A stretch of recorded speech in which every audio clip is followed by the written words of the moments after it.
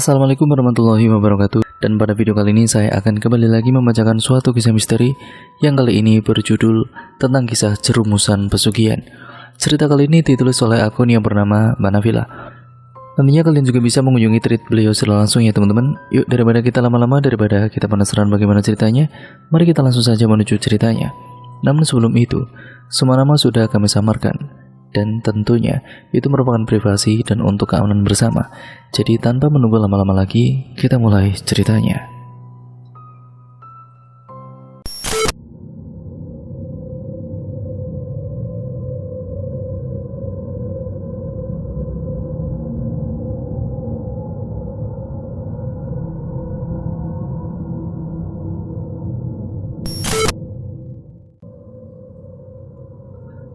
Aku Lastri, Sulastri, Rukiem.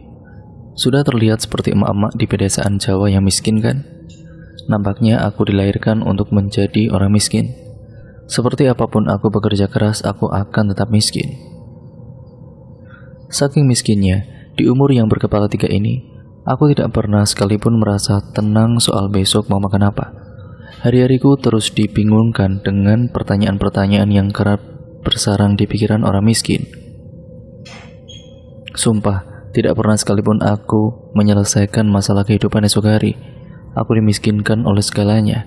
Keluargaku yang lainnya pun sama-sama miskin. Jika membeli, mungkin buyut-buyutku juga sama miskinnya. Jika dikatakan aku tidak bekerja keras, itu tidak sepenuhnya. Aku yakin kalian pasti tidak pernah merasakan bekerja sekeras aku.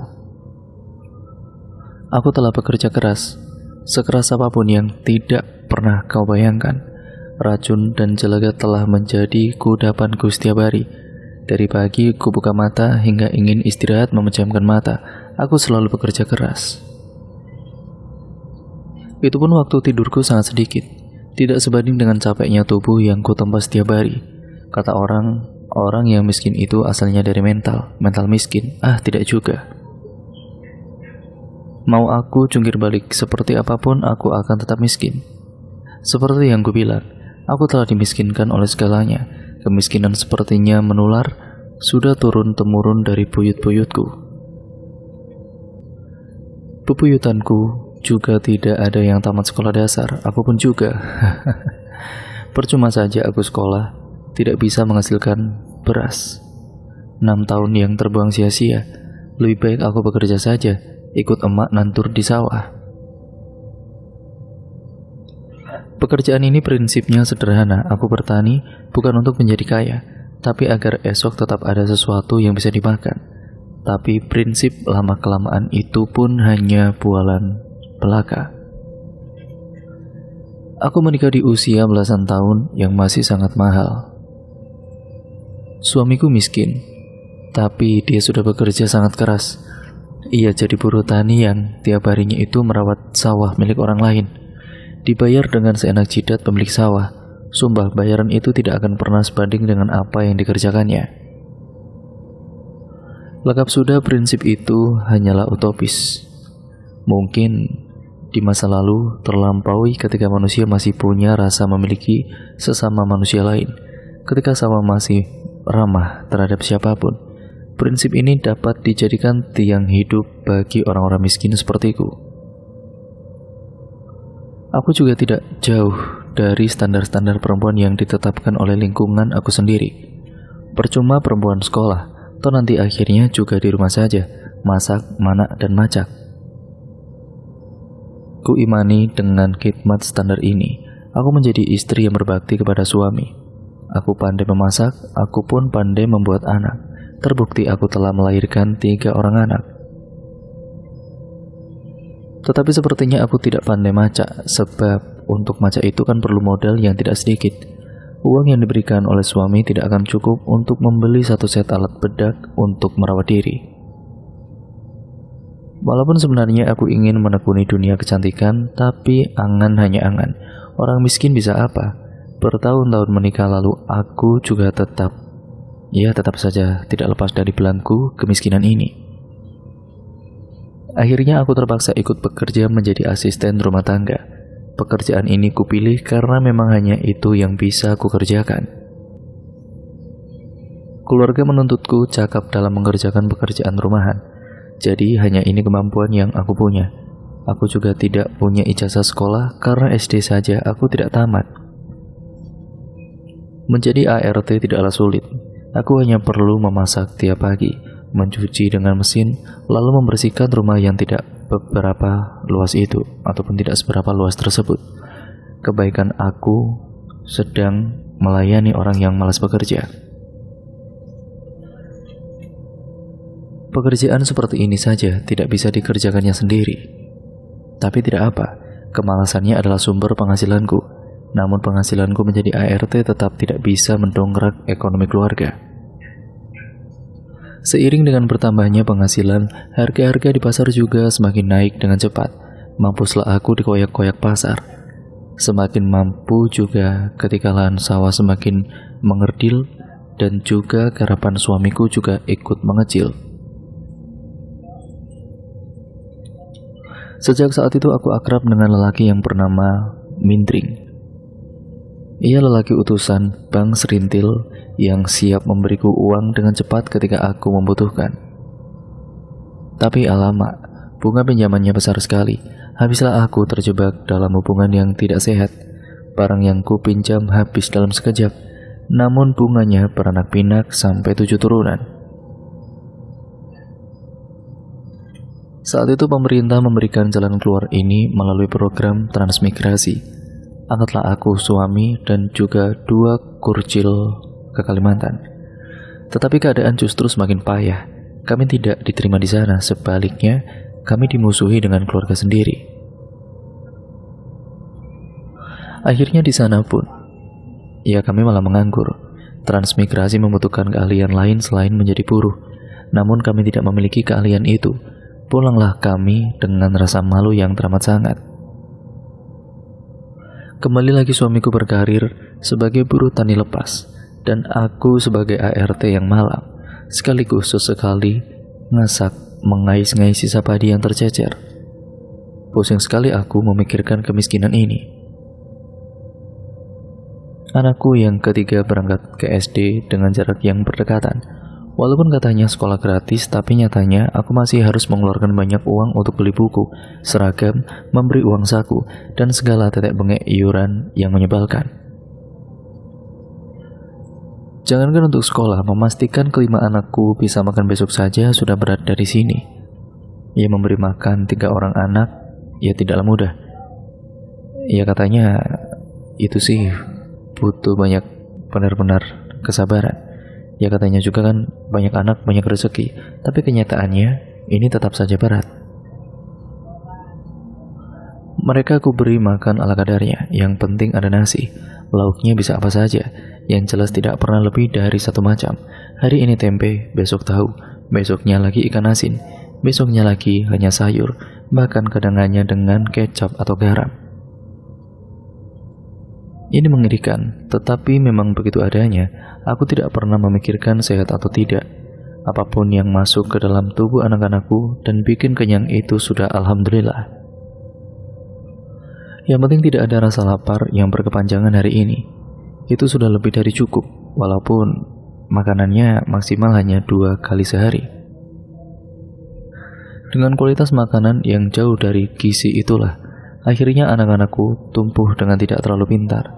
Sangat jarang sekali tubuhnya dimasuki oleh protein dan vitamin.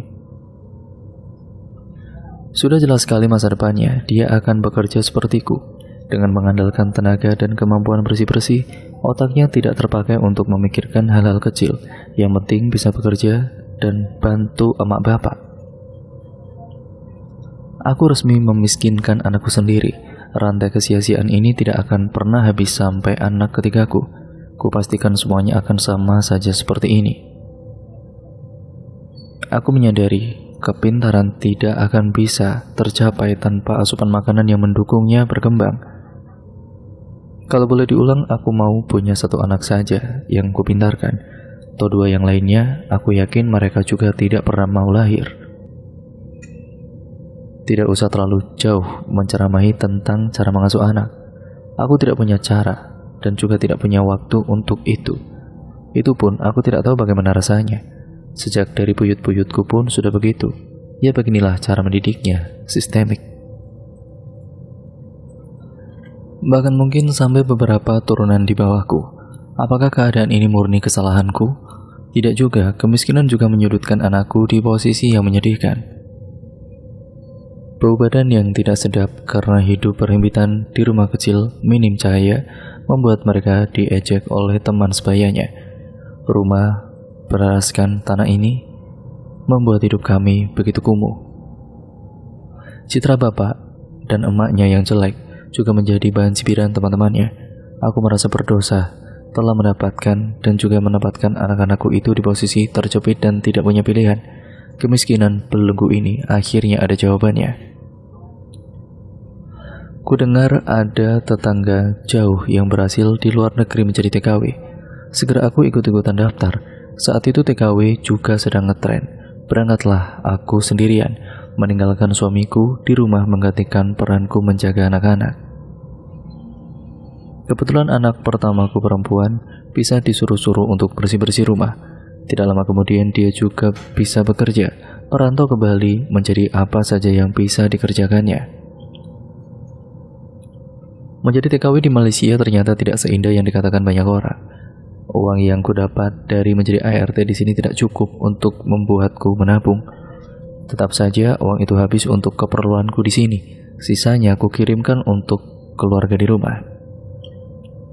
Sial sekali, menjadi TKW tetap tidak membuatku lepas dari puing-puing tidak tahu diri ini. Aku pulang ke rumah. Tambah benar-benar buruk lagi ketika aku mendapat fitnah katanya melacurkan diri di Malaysia. Suamiku yang miskin itu pun pergi menceraikanku, meninggalkanku dengan 3 orang anak tanpa sepeser pun. Laknatullah sekali kebajingan tidak tahu diuntung. Telah kurelakan semua masa remajaku untuk menikah denganmu. Telah kuberikan 3 orang anak dari spermamu yang nirprotein itu. Sudah untung anak itu berhasil keluar dengan hidup-hidup. Setiap jengkal permasalah telah kupergunakan untuk menghidupi keluarga kecil yang terkutuk ini. Membantumu menghidupi anak sebab kau tidak pandai mencari uang. Sekarang malah kau tinggalkan 3 orang anak ini dengan segala beban hidupnya sendiri. Seperti anak-anak ini tercipta bukan karena sumbangan spermamu saja. Keluarga yang sangat konflik ini adalah keluargaku sendiri. Sebuah mimpi buruk yang tidak buruk-buruk amat bagi orang-orang miskin. Orang-orang yang dimiskinkan itu sudah akrab dengan rantai permasalahan tidak berujung. Selepas kekecewaan atas hilangnya jiwa bajingan terkutuk itu, akhirnya kulanjutkan hidup dengan 3 orang anak yang sudah dewasa. Semuanya telah lulus SD, tidak ada yang melanjutkan ke jenjang pendidikan selanjutnya. Alasannya jelas karena tidak ada duit. Yang kedua jelas otak anakku tidak sampai belajar lagi.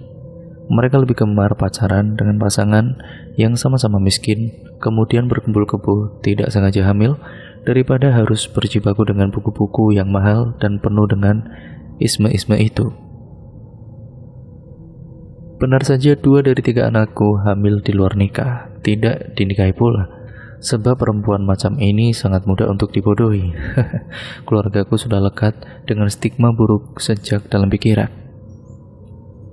Cacian dan hinaan sudah menjadi makananku sehari-hari. Tidak ada yang lebih tebal dari telinga dan hatiku yang membantu. Kemiskinan tidak pernah mau pergi dari pintu rumahku, diiringi si mintring yang setiap hari patahnya. Sementara anakku yang ketiga, ia selalu kuat.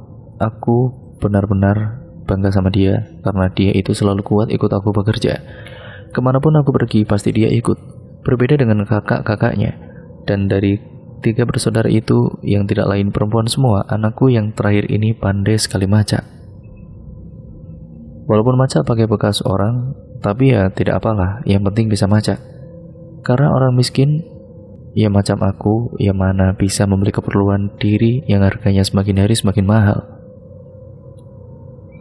Pada suatu hari rumahku kedatangan tamu. Mereka suami istri dengan berpakaian rapi dan wangi mengetuk pintu rumahku. Permisi. Saat aku buka pintu rumah, betapa terkejutnya aku melihat sepasang suami istri itu yang ternyata saudara jauhku. Mereka tinggal di ibu kota, membuat kami tidak pernah bertemu. Ya Allah mbak, akhirnya kita bertemu mbak. Iya, aku sibuk terus, banyak kerjaan, jadi baru sempat datang ke sini. Setelah kami mengobrol panjang lebar, ternyata kedatangan mereka berdua itu ada maksud tertentu. Sebut saja namanya Mbak Yun dan sang suami adalah Mas Fandi. Anakmu yang terakhir, ku adopsi bagaimana? Tinggal di Jakarta dan melanjutkan pendidikan di sana. Kalau di sini kan kasihan anakmu, harus ikut banting tulang. Hitung-hitung sambil menemaniku di rumah, supaya jadi agak ramai kan kalau ada anakmu. Aku yang mendengar ucapan itu sedikit bingung, namun aku sebenarnya senang lantaran itu merupakan jalan keluar agar anakku bisa melanjutkan pendidikan. Ya sudah, singkat kata aku menyetujuinya. Anakku yang terakhir yang bernama Nada berangkat ke Jakarta dan tinggal di rumah Mbak Yun. Hingga akhirnya, sekitar awal tahun 2019, Nada memulai hidup di kota Jakarta, kota besar yang sama sekali belum pernah ia kunjungi sebelumnya. Benar, Mbak Yun yang Nada sapa tante ini menempati rumah yang menurutnya sangat besar dan mewah. Rumah 2 lantai, memiliki 6 kamar besar, perabotan mahal mengisi setiap sudut ruangan. Rumah itu juga berdiri di atas tanah yang sangat luas, nyaris 1 hektar. Karena itulah halaman dan pekarangan yang dimiliki jadi sangat luas juga. Kolam renang besar yang menghiasi halaman rumah belakang, panas matahari tidak gampang menembus sampai permukaan air karena beberapa pohon besar dan rindang berdiri di sekelilingnya. Jadinya Nada yang hanya seorang putri dari orang miskin, jadi seperti tinggal di istana raja. Kehidupan Nada berubah 180 derajat. Ia sekarang bak putri kerajaan. Hidup dengan tantenya yang super kaya membuat Nada bisa menyaingi teman-temannya di sekolah. Sampai singkat ceritanya Nada lulus SMA. Seperti kebanyakan gadis di umurannya, Nada juga hobi menggandrungi make up. Apalagi dirinya kini diterima di universitas terbaik di Indonesia. Ia ingin tampil cantik dan beken di kalangan teman-temannya. Sepulang kuliah, ia dan kawan-kawan satu gengnya akan pergi ke pusat kosmetik untuk membeli produk make up terbaru. Adalah Dinda, Bunga, dan Indi yang menjadi kawan Nada itu. Pertemanan mereka dimulai sejak masa pengenalan mahasiswa baru.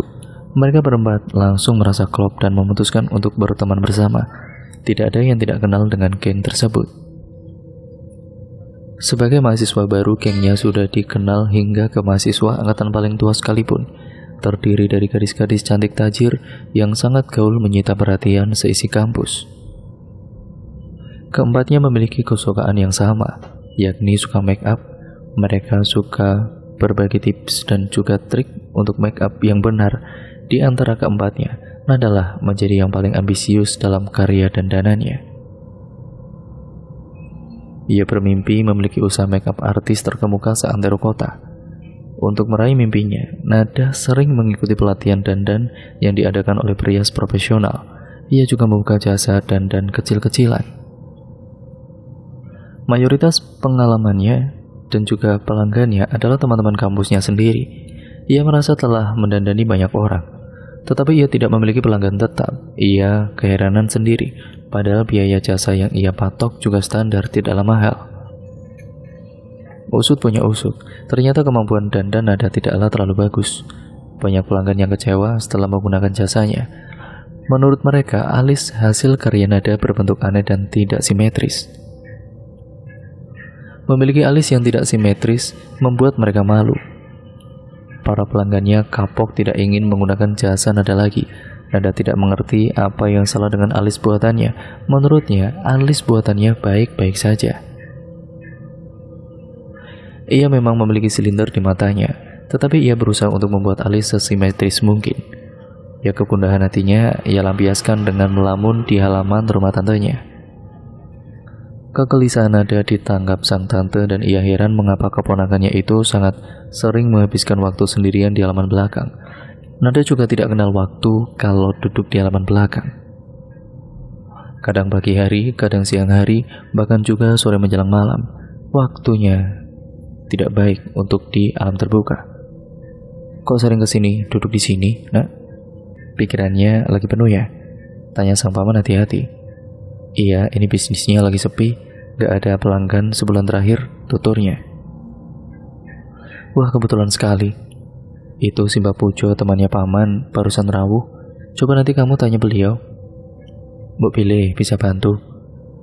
Kalau enggak, kamu datang ke danau yang dekat dengan hutan.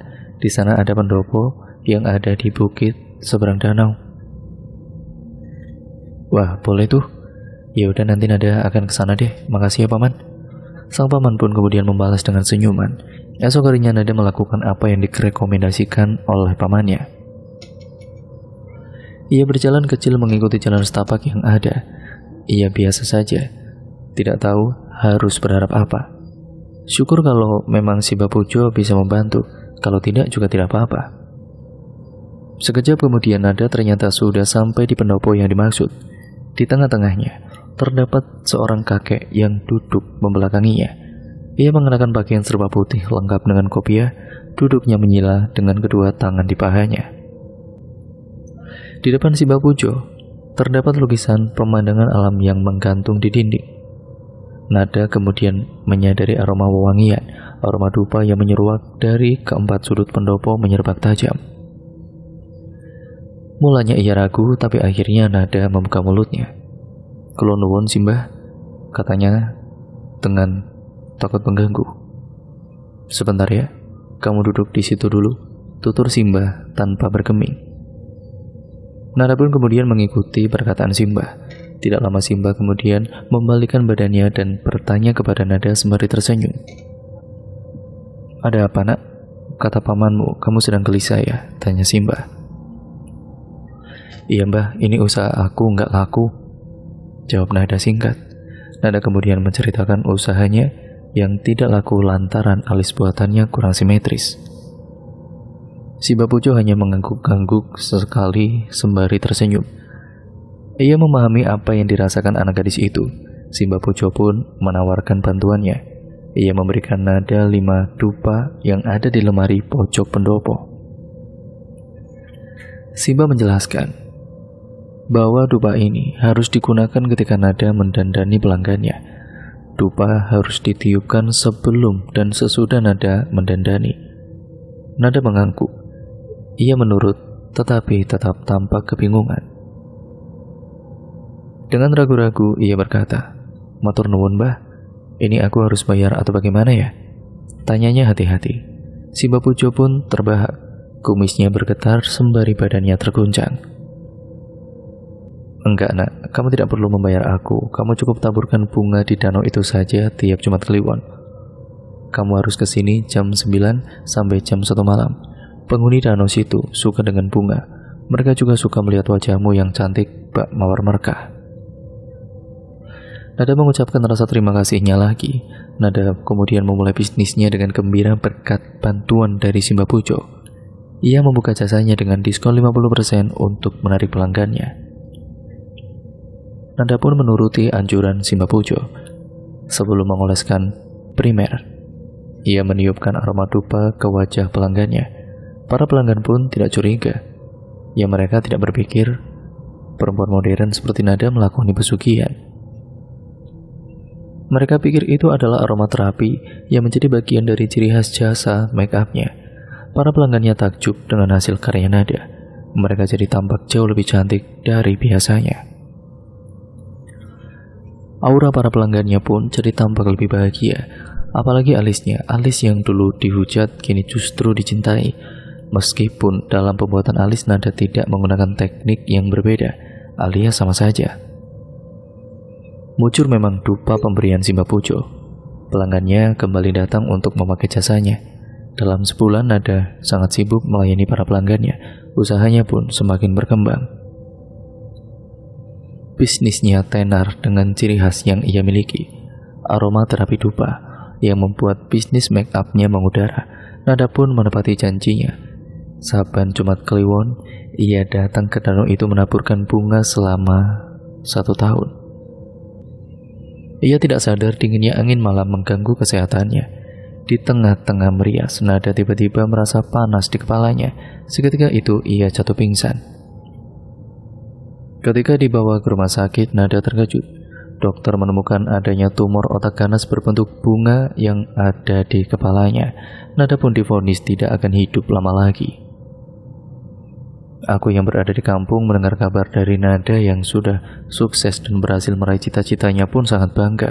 Bahkan hampir setiap minggu Nada selalu mengirimkan uang untukku hidup di kampung. Perekonomianku sudah tidak buruk seperti dulu. Aku sebagai ibu sangat bangga memiliki anak seperti Nada dan sangat berterima kasih kepada Mbak Yun dan suaminya yang sudah mau merawat anakku. Namun setelah aku menerima telepon dari Mbak Yun, dia mengabarkan kalau Nada sakit. Aku segera bergegas ke Jakarta. Ibu mana yang tak khawatir mendengar anaknya sakit dan sakitnya itu parah. Keesokan harinya, tiba-tiba aku datang pada sore hari. Aku sangat senang melihat anakku. Langsung aku peluk erat-erat tubuhnya. Bu, aku sudah gak kuat lagi bu, kepalaku sakit sekali bu, ucap Nada sambil menangis sesenggukan. Iya nak, yang kuat ya nak. Kenapa kamu bisa seperti ini sih nak? Ayo kita pulang. Sore itu juga aku pulang ke kampung bersama Nada, meninggalkan rumah Jakarta dengan segala teka-tekinya. Setelah sampai di rumah, aku yang waktu itu sangat penasaran dengan penyakitnya Nada mencoba membawa ke rumah sakit dan meminta bantuan ustadz setempat. Setelah ditelusuri, ternyata penyakit yang diderita Nada ini akibat dari ulahnya sendiri. Maksudnya gimana Pak Ustadz? Ulah apa? Maaf, Nada ini sudah melakukan kesalahan yang fatal. Nada sudah bersekutu dengan jin untuk melancarkan usahanya dengan melakukan pesugihan. Ah, pesugihan? Pesugihan apa? Enggak mungkin anakku melakukan itu, Pak. Terus gimana Pak Ustadz? Apa dia bisa sembuh?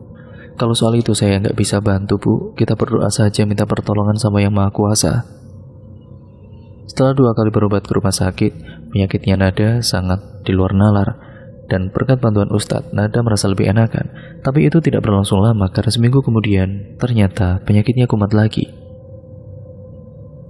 Nada kembali merasa sakit yang begitu hebat sampai akhirnya ia meninggal dunia. Nada, bangun nak. Nada, bangun nak, bangun. Teriakan dan juga tangisanku yang kencang sampai terdengar oleh tetangga. Alhasil mereka berbondong-bondong datang ke rumah. Innalillahi wa inna ilaihi raji'un. Warga berbondong-bondong membantu mengurus jenazahnya Nada. Aku yang sangat syok dengan kejadian itu hanya bisa terduduk lemas. Sampai Pak Ustadz menghampiri dan berkata, "Yang sabar ya Bu. Doain semoga Nada itu bisa diterima di sisi Allah Subhanahu wa taala. Dosa-dosanya diampuni olehnya." Maaf Pak Ustadz, kalau saya boleh tahu Nada itu melakukan pesugihan apa? Dari yang saya tahu, Nada melakukan pesugihan dupa untuk kelancaran usahanya, dan tidak ada pesugihan yang tidak butuh tumbal Bu. Semua perjanjian yang dilakukan dengan bangsa jin pasti akan ada dampak yang sangat luar biasa bagi kita sendiri. Jadi jangan sekali-kali melakukan perjanjian dengan bangsa jin maupun iblis seperti itu. Tapi dari mana anakku tahu begituan Pak? Coba tanyakan sama saudara yang sudah mengadopsi anakmu. Aku baru teringat dengan Mbak Yun. Kenapa aku tidak tanya dari awal saja ya? Kenapa ini semua terjadi pada keluargaku? Setelah pemakaman selesai, lantas aku menghubungi Mbak Yun. Namun sudah 10 kali aku telepon dan spam chat, sama sekali tidak ada balasan. Singkat ceritanya, setelah 7 hari kematian Nada, aku berangkat lagi ke Jakarta. Aku ingin menanyakannya semuanya tentang Nada yang melakukan perjanjian dengan bangsa jin. Tapi bukan jawaban yang aku dapat, namun aku dibuat terkejut lagi. Bahkan aku tidak menyangka-nyangka ternyata Mbak Yun juga melakukan ritual pesugihan itu. Banyak orang-orang yang sudah tahu. Penduduk di sana banyak yang tahu cerita itu, tapi semua penduduk tersebut hanya bisa diam saja, tidak ada yang bisa berkata apa-apa. Karena mereka takut mengganggu dan takut akan dijadikan tumbal juga. Aku yang tidak menyangka, ternyata anakku dijerumuskan oleh tante dan pamannya sendiri untuk melakukan ritual pesugihan. Kejam. Sudah banyak korban di daerah sana yang mengalami hal serupa. Dan semua korbannya adalah perempuan muda yang berumur 20-35 tahun. Aku yang tidak mau berurusan dengan mereka lagi, kuputuskan kembali ke kampung, memulai hidup baru, bekerja keras lagi untuk bisa bertahan hidup lagi. Dan cerita pun akhirnya selesai sampai di sini ya teman-teman. Terima kasih untuk kalian semua. Semoga kalian terhibur dengan cerita ini. Bagaimana cerita ini? Nah, kalian komen di bawah ya teman-teman. Jangan lupa untuk kalian like, komen, dan share, serta subscribe untuk kalian yang belum. Nyalakan tombol lonceng notifikasinya agar kalian tidak ketinggalan video terbaru selanjutnya dari channel ini. Sekian dan terima kasih ya teman-teman, kalian sudah menyimak video kali ini. Semoga kalian bisa mendapatkan banyak manfaat dari apapun yang terkandung dalam cerita kali ini. Yang baik kalian ambil, yang buruk kalian buang jauh-jauh. Jadikan itu sebagai pembelajaran untuk kita semua, agar kita menjadi manusia yang jauh lebih baik lagi. Dan mohon maaf yang sebesar-besarnya apabila banyak salah kata ataupun narasi saya mungkin kurang jelas, artikulasi saya banyak yang salah. Saya minta maaf yang sebesar-besarnya. Akhir kata video ini saya akhiri. Wassalamualaikum warahmatullahi wabarakatuh.